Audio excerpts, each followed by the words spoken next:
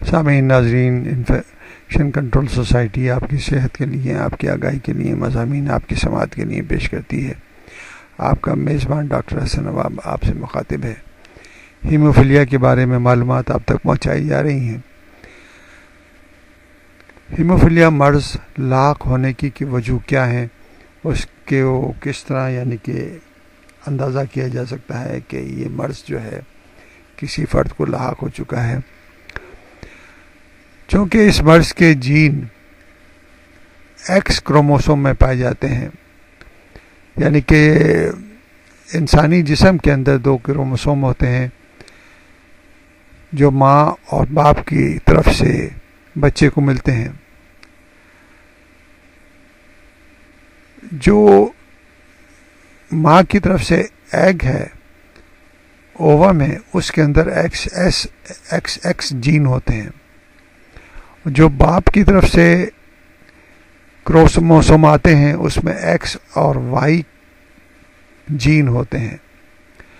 اس طرح اگر x chromosome ملیں گے تو بچے کی پیدائش لڑکی کی شکل میں ہوگی، اور اگر ایکس وائی کروموسوم کمبائن ہوں گے تو بچے کی پیدائش لڑکے کی شکل میں ہوگی۔ جیسا کہ ہم نے آپ کو بتایا کہ یہ جو مرض ہے یہ جین ایکس کروموسوم میں پائی جاتی ہے، اس لیے یہ مرض ماں سے بچوں میں منتقل ہو سکتا ہے۔ اگر والد ہیموفیلک ہو، اگر مرد ہیموفیلک ہو تو وہ بیٹی کیریئر ہوگی، یعنی کہ اس کی جو بیٹی ہوگی وہ کیریئر بن جائے گی، کیونکہ اس کے اندر جو باپ کے اندر ایکس کروموسوم ہے اس کے اندر یہ جین موجود ہے،